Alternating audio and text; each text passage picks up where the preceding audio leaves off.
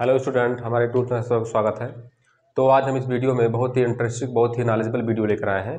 Gametogenesis यानी कि gamete आपको पता होगा युग्मक क्या है। युग्मक आपके मेल में भी होते हैं जैसे स्पर्म यानी कि शुक्राणु, फीमेल में भी होते हैं यानी कि ओवम यानी कि अंडाणु। अगर शुक्राणु का निर्माण हो रहा है, स्पर्म का निर्माण हो रहा है तो उसे हम क्या बोलेंगे? स्पर्मेटोजेनेसिस। अगर ओवम का निर्माण हो रहा है तो उसे हम क्या बोलेंगे? oogenesis। यानी कि शुक्राणु जनन और अंड जनन, दो तरह का आपका युग्मक होता है, गैमीट्स होता है, एक मेल में और एक फीमेल में। अब इसमें हम डिस्कस करेंगे स्पर्मेटोजेनेसिस यानी कि शुक्राणु जनन के बारे में। हम मेल के बारे में डिस्कस करेंगे। अगले वीडियो में हम मादा यानी कि अंड जनन के बारे में भी डिस्कस करेंगे। तो इस वीडियो में हम मेल रिप्रोडक्टिव सिस्टम से स्पर्मेटोजेनेसिस लेकर आए हैं, जो कि काफ़ी इंपॉर्टेंट है। बहुत ही नॉलेजेबल वीडियो है ये। आप इस वीडियो को पूरा देखना, क्योंकि ये हर क्लास के लिए है। क्लास 8, 9, 10, 11, 12 सभी के लिए ये है, बहुत ही इंपॉर्टेंट है। ऐसे क्वेश्चन भी बार बार पूछा जाता है। तो इसके बारे में बहुत ही हम सरल, बहुत ही अच्छे लैंग्वेज में हम डिस्कस करने वाले हैं, जो कि आप अच्छे से इसको समझ पाएंगे। तो आप इस वीडियो को पूरा देखना, लगे रहना। तो चलिए इसमें हम शुरू करते हैं। तो देखिए, मेनली गैमीट्स यानी कि युग्मक क्या है। युग्मक में क्या होते हैं कि जो क्रोमोसोम होते हैं वो हाफ होते हैं। जैसे आप लोगों ने पढ़ा होगा सेक्सुअल रिप्रोडक्शन, मैंने पढ़ा ही है। उसमें क्या होता है, एक मेल इन्वॉल्व होता है और एक फीमेल होती है। मेल से क्या निकलता है? स्पर्म निकलता है। फीमेल से ओवम निकलता है। ठीक है, ये दोनों क्या युग्मक हैं यानी कि गैमीट्स हैं। अब इसमें जो क्रोमोसोम की नंबर होगा वो कितना होगा? हाफ होगा। अगर ह्यूमन है तब आपको पता होगा कि ह्यूमन में क्रोमोसोम कितना होता है? 46 होता है, नहीं कि 46 होता है। अगर मेल में है तो इसका मतलब कि उसका शुक्राणु में जो क्रोमोसोम होगा आधा होगा, यानी कि 23 होगा। ठीक है, 23 पेयर होगा। और अगर फीमेल है तो उसमें कितना होगा? 23 होगा। ठीक है, जब दोनों आपस में मिलते हैं, है ना, तब क्या बनता है? जाइगोट यानी कि युग्मनज का निर्माण होता है। उस प्रोसेस को हम क्या बोलते हैं? फर्टिलाइजेशन यानी कि निषेचन बोलते हैं। तो मैंने इसके बारे में काफ़ी डिस्कस किया है, मतलब वीडियो भी अपलोड कर दिया है। अगर आप वीडियो को ना देखो तो उसको देख लीजिए, क्योंकि बहुत ही इंपॉर्टेंट है ये। तो इसमें हम डिस्कस करेंगे किसके बारे में? स्पर्मेटोजेनेसिस यानी कि शुक्राणु जनन के बारे में डिस्कस करेंगे। अब देखिए, शुक्राणु का निर्माण, जो स्पर्म का निर्माण है, ये आपके प्यूबर्टी स्टेज में होता है। जैसे अगर मेल है, मेल में होता ही है, तो 10 से 16 साल के अंदर मतलब कि इसका फॉर्मेशन यानी निर्माण होने लगता है। ठीक है, और आप जानते हो शुक्राणु जो होते हैं मिलियन होते हैं, ट्रिलियन होते हैं। ठीक है, हार्मोन्स में पाए जाते हैं, जो कि क्या करते हैं? ओवम को फर्टिलाइज करते हैं, से एक फीटस यानी कि बच्चे का निर्माण होता है। अगर किसी भी मेल में शुक्राणु का निर्माण नहीं हो रहा, नहीं बन रहा है, तो उसको क्या होगा? जो बच्चा होगा वो बच्चा नहीं हो पाएगा। तो इसके लिए क्या करते हैं? वो दवा कराते हैं। ठीक है, तो इस वीडियो में हम डिस्कस करने वाले हैं स्पर्मेटोजेनेसिस के बारे में। तो इसमें देखिए, जो फर्स्ट सेल है आपका, फर्स्ट कोश का क्या है? स्पर्मेटोगोनियम है। ठीक है, स्पर्मेटोजेनेसिस में जो फर्स्ट कोश का होगा ये क्या होगा? स्पर्मेटोगोनियम। एट प्यूबर्टी टाइम ये इसका फॉर्मेशन यानी कि निर्माण होगा। तो ये अपने आप को माइटोसिस करेगा, यानी कि समसूत्री विभाजन करेगा। अब देखिए समसूत्री विभाजन क्या है? जब एक कोशिका दो कोशिकाओं में बढ़ जाए, विभाजित हो जाए, तो उसे हम क्या कहेंगे? समसूत्री विभाजन यानी कि माइटोसिस कहेंगे। बट उनमें जो क्रोमोसोम नंबर है वो पूरा रहे।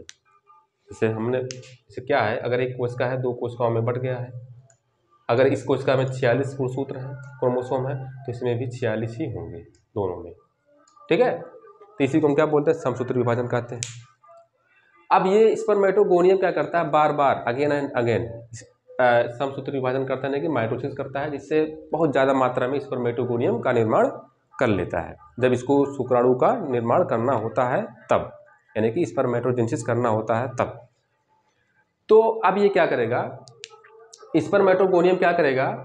मियोसिस करेगा। Meiosis first. अब देखिए मियोसिस क्या होता है? मियोसिस में क्या होता है? जब एक सेल 4 सेल में बढ़ जाए, विभाजन हो जाए, बट उनमें जो क्रोमोसोम नंबर होगा वो हाफ होगा, यानी आधा होगा। अगर जैसे मान लीजिए एक आपका सेल है, इसमें आपका 46 गुणसूत्र हैं, तो ये 4 सेल में बढ़ जाएगा। ठीक है, अब बताइए इसमें जो क्रोमोसोम होगा कितना होगा? 23 इसमें भी होगा, 23 इसमें भी होगा, 23 इसमें भी होगा और 23 इसमें होगा। यानी कि 2n है तो ये कितना होगा? n ही होगा। ठीक है, तो इसको क्या बोलते हैं? अर्धसूत्री विभाजन यानी कि मियोसिस कहते हैं। तो इसमें मियोसिस फर्स्ट हो रहा है। मियोसिस दो तरह का होता है, एक सेकंड होता है, एक फर्स्ट होता है। फर्स्ट जब कहीं भी अगर फर्स्ट होगा अर्धसूत्री विभाजन फर्स्ट होगा तो उसमें जो गुणसूत्र होंगे यानी क्रोमोसोम होंगे वो इक्वल ही रहेंगे, हाफ नहीं होंगे। लेकिन जब सेकंड होगा तब जाकर के वो गुणसूत्रों की संख्या होगी वो आधी होगी। लेकिन इसमें फर्स्ट हो रहा है, देखिए मियोसिस फर्स्ट हो रहा है। तो इसमें जब फर्स्ट हो रहा है तो ये 2 सेल में टूटा है, ठीक है। अब 2 सेल में टूटा है तो इसका मतलब क्या है, जो क्रोमोसोम नंबर होगा वो पूरा ही रहेगा। तो यहाँ पे अगर 46 यानी 2n है तो यहाँ पर भी 2n ही होगा, तो जो कि यहाँ पे 2n ही है। हाँ, एक और डाल लीजिए, जो स्पर्मेटोजेनेसिस है ये 3 फेज में यानी कि 3 अवस्था में कंप्लीट होता है। पहला आपका है गुणन अवस्था यानी कि मल्टीप्लिकेशन फेज, दूसरा आपका वृद्धि अवस्था यानी ग्रोथ फेज, और तीसरा आपका है परिपक्व अवस्था यानी कि मैच्योरेशन फेज। 3 अवस्था में ये कंप्लीट होता है स्पर्मेटोजेनेसिस। तो इसमें हम एक एक करके डिस्कस करेंगे। तो देखिए गुणन अवस्था यानी कि मल्टीप्लिकेशन फेज में क्या हुआ है, स्पर्मेटोगोनियम ने मियोसिस फर्स्ट किया है जिसमें आपके 2 सेल का निर्माण हुआ है, जिसमें गुणसूत्रों की संख्या पूरा है यानी कि 2n ही है।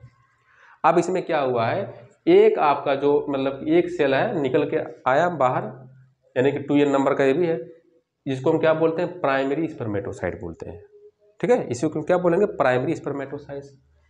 अब ये क्या करेगा, वृद्धि अवस्था करेगा यानी कि ग्रोथ फेज करेगा।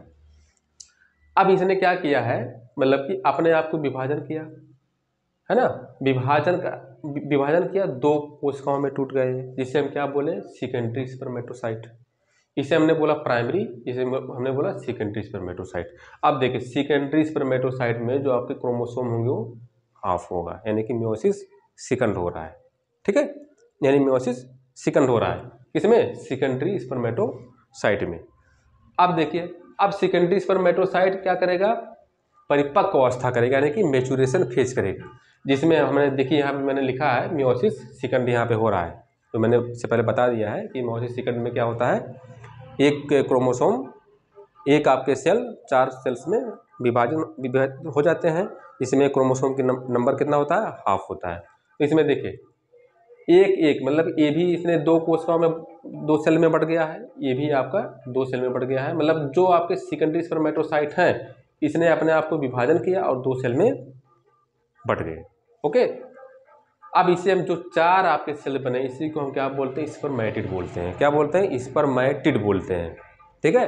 जो कि कहाँ बनता है, परिपक्व अवस्था में बनता है यानी कि मैच्योरेशन फेज में बनता है। तो ये क्वेश्चन पूछ सकता है कि स्पर्मेटिड जो है किस फेज में निर्माण होता है, तो किस में होता है, परिपक्व अवस्था में होता है। अभी ऐसे पूछ सकता है कि जो प्राइमरी स्पर्मेटोसाइट है किस फेज में इसका निर्माण होता है, ठीक है। तो ये सब आप बहुत अच्छे से इसको देखना। तो सेकेंडरी स्पर्मेटोसाइट ने मियोसिस सेकंड किया यानी कि अर्धसूत्री विभाजन सेकंड किया, जिससे 4 आपके सेल बने, जिसे हमने क्या बोला, स्पर्मेटिड बोला, ठीक है। अब स्पर्मेटिड ने क्या किया, स्पर्मेटोजेनेसिस किया यानी कि शुक्राणु जनन किया, जिससे एक स्पर्मेटिड एक स्पर्म का निर्माण किया है। तो 4 आपके स्पर्मेटिड हैं तो 4 आपके स्पर्म का निर्माण हो गया, जो कि देखिए यहाँ पे मैंने बना दिया, जिसको हम क्या बोलते हैं, स्पर्मेटोजोआ कहते हैं यानी कि स्पर्म कहते हैं, ओके। मतलब कि 4 आपके स्पर्म का निर्माण हुआ है, किससे हुआ है, चारों स्पर्मेटिड से हुआ है। यानी कि शुक्राणु जो आपके स्पर्म है ये किससे बनते हैं, स्पर्मेटिड से ही बनते हैं। 4 स्पर्मेटिड होते हैं और 4 स्पर्म का निर्माण कर लेते हैं, ओके। तो आप लोग ये समझ गए होंगे कि ये 3 फेज में कंप्लीट होता है, गुणन अवस्था, वृद्धि अवस्था और परिपक्व अवस्था, जिसको मैंने अच्छे से इसके बारे में डिस्कस कर लिया है। तो चलिए अब हम देखते हैं गुणन अवस्था और परिपक्व अवस्था और वृद्धि अवस्था है क्या, इसके बारे में हम डिस्कस करेंगे। तो देखिए इसमें आपके, हाँ इसमें ये भी देख लीजिए, जो शुक्राणु जनन जो होता है वृषण के शुक्राणु जनन नलिका में होता है, जो कि मैंने बता दिया है। शुक्राणु का निर्माण कहाँ पे होता है, टेस्टिस के सेमिनिफेरस ट्यूबिल में होता है यानी कि शुक्र जनन नलिका में ही होता है, ठीक है। यानी वृषण के शुक्र जनन नलिका में होता है इसका निर्माण, किसका, शुक्राणु का। अब इसमें हम देखेंगे पहला गुणन अवस्था यानी कि मल्टीप्लिकेशन फेज। इसमें लिखे हैं मैंने, एक कोशिकाएं समसूत्री विभाजन बार बार करती हैं और इनका आकार बड़ा होता है। अब देखिए गुणन अवस्था में समसूत्री विभाजन ही होता है यानी कि माइटोसिस ही होता है, जो बार बार करती हैं और कई सारे सेल यानी कि स्पर्मेटोगोनियम का निर्माण करती हैं, जो कि मैंने पहले ही बता दिया है, ओके। अब सेकंड चलते हैं वृद्धि अवस्था।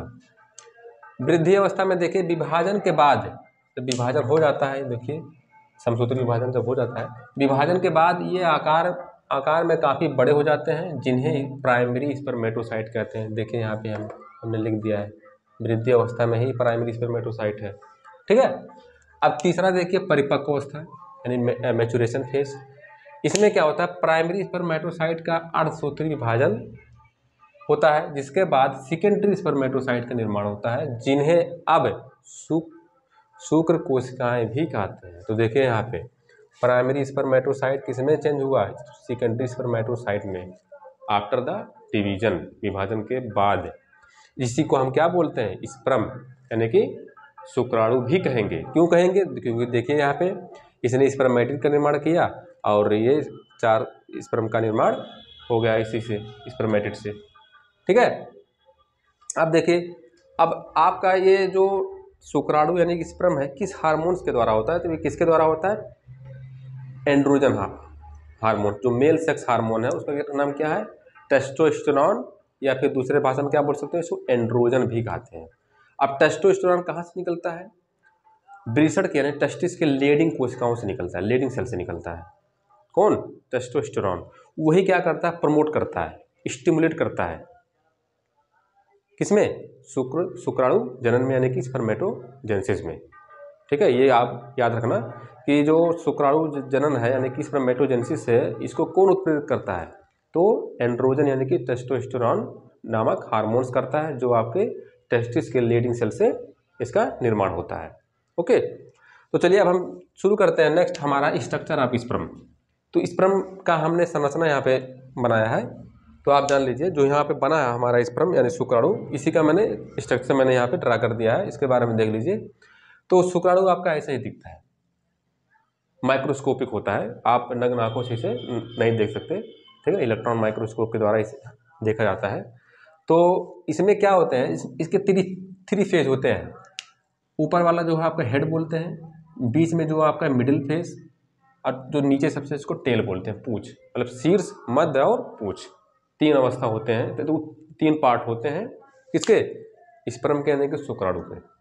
अब देखिए जो हेड फेस होता है यानी शीर्ष, इसमें आपका न्यूक्लियस होता है यानी केंद्रक होता है। अब केंद्रक आप जानते हो क्या है, केंद्रक में क्या होता है, जेनेटिक मटेरियल होते हैं, है ना, जो हमारे लक्षण को, हमारे कैरेक्टर को एक जनरेशन से दूसरे जनरेशन में ट्रांसफर करते हैं, जो कहाँ पे होते हैं, केंद्रक में यानी कि न्यूक्लियस में होते हैं। और सबसे टिप पे देखिए यहाँ पे छोर पे सबसे क्या है,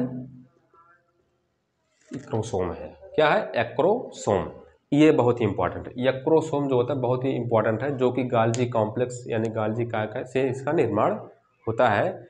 अब ये एक्रोसोम है क्या, इसके बारे में जान लीजिए। देखिए एक्रोसोम जो होता है ये यज्ञ यानी अंडे को फर्टिलाइज करता है। कैसे, जैसे मान लीजिए, जैसे ये हमारा यज्ञ है, इसके बाहर क्या होता है, कैल्शियम कार्बोनेट की कवरिंग होती है, बहुत ही हार्ड होता है, ठीक है।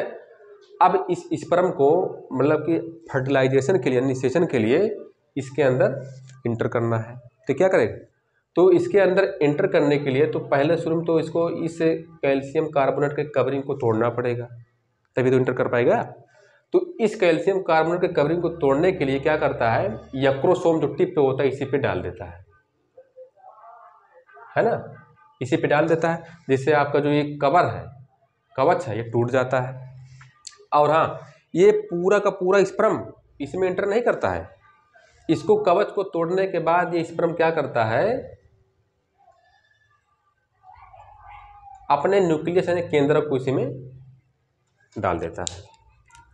पूरा पार्ट नहीं, केवल केंद्रक यानी न्यूक्लियस को डाल देता है, जिससे ये दोनों फ्यूज कर जाता है, जिसे हम क्या बोलेंगे, कैरियोगेमी कहते हैं। अगर केंद्रक फ्यूज कर रहा है तो इसे हम क्या बोलेंगे, कैरियोगेमी, ठीक है। अगर साइटोप्लाज्म यानी कोशिका द्रव फ्यूज कर रहा है तो इसे क्या बोलेंगे, साइटोगेमी बोलेंगे। ओके, तो ये जो हमारा एक्रोसोम है ये क्या करता है, काफ़ी हाइड्रोलाइटिक एंजाइम होता है, जो अंडे के कैल्शियम कार्बोनेट का जो कवच होता है उसको तोड़ने में मदद करता है। कब, फर्टिलाइजेशन के समय। इसका निर्माण किससे होता है, गाल्जी का यानी गाल्जी कॉम्प्लेक्स से होता है। अब देखिए अब आप जानते हैं कि शुक्राणु यानी स्पर्म ट्रिलियन होते हैं, मतलब लाखों करोड़ों अरबों होते हैं, ठीक है। लेकिन एक यज्ञ को, एक अंडे को केवल एक ही स्पर्म फर्टिलाइज करता है। क्यों? इसके बारे में आप जानते होंगे, ठीक है। एक अंडे को केवल एक ही फर्टिलाइजेशन, एक ही स्पर्म ही फर्टिलाइज करता है। देखिए इसके चारों तरफ कई स्पर्म होते हैं अंडे के चारों तरफ, लेकिन एक ही स्पर्म इसके अंदर इंटर कर पाता है। कौन? जो सबसे ज़्यादा एक्टिव होगा, एनर्जीफुल होगा, ताकतवर होगा, ठीक है, वही इंटर कर पाएगा अंडे में।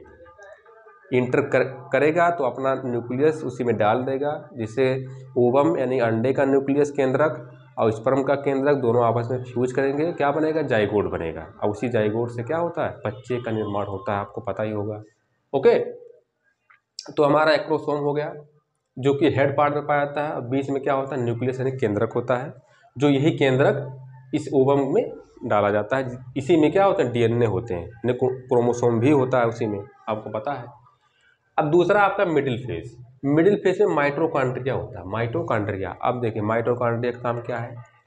जैसे आपको मैंने बताया था इससे पहले मादा जनन तंत्र के बारे में, फीमेल रिप्रोडक्टिव सिस्टम के बारे में, तो उसमें मैंने कहा था कि जो आपको यूटेरस होता है, ऊम होता है, नहीं गर्भाशय, बीच में क्या होता है? यूटेरस होते हैं, कैविटी होता है, और दोनों तरफ क्या होते हैं? फैलोपियन ट्यूब होते हैं। अब फैलोपियन ट्यूब में ही फर्टिलाइजेशन होता है, निषेचन होता है ना, क्योंकि ओवरी से यानी अंडाशय से अंडा बना और इसी फैलोपियन ट्यूब में जा करके बैठ गया। अब आपका जो स्पर्म होगा कहाँ पे आएगा? बताइए कहाँ पे आएगा? जो आपका यूटेरस है, कैविटी है, जगह है थोड़ा सा, गर्भाशय, वहीं पे आएगा स्पर्म। अब वहाँ से फैलोपियन ट्यूब पर जाने के लिए उसको मूव करना पड़ेगा, है ना, मूव करना पड़ेगा। अब मूव करने के लिए एनर्जी की आवश्यकता होती है। एक स्थान से दूसरे स्थान पर जाने के लिए एनर्जी यानी ऊर्जा लगता है। अब ये ऊर्जा कौन देता है? एनर्जी कौन देता है? माइटोकॉन्ड्रिया ही देता है। अब ये एनर्जी देगा तो मूव करेगा, मतलब कि यूटेरस से फैलोपियन ट्यूब तक जाएगा, और अंडा वहाँ पे होता है तो वहाँ पे फर्टिलाइजेशन हो जाएगा, ठीक है। तो ये क्या करता है? माइटोकॉन्ड्रिया इसको, स्पर्म को एनर्जी देता है, जिससे ये स्पर्म मूव कर सके, मतलब एक स्थान दूसरे स्थान पर जा सके। तीसरा आपका टेल है। अब टेल यानी पूंछ जो होता है, ये मूवमेंट में मदद करता है। जब वो मूव करता है, चलता है, तो ये टेल उसमें मदद करता है। ओके, तो I hope you will understand very well. तो आप लोग समझ गए होंगे कि आप स्पर्मेटोजेनेसिस क्या है, स्पर्म का जो संरचना है, स्ट्रक्चर आप स्पर्म, इसको मैंने बता दिया है, तो आप बहुत अच्छे से इसके बारे में समझ गए होंगे। तो अगले वीडियो में हम oogenesis यानी अंडा जनन लेकर आएंगे, तो आप ऐसे ही देखते रहिए। Thank you.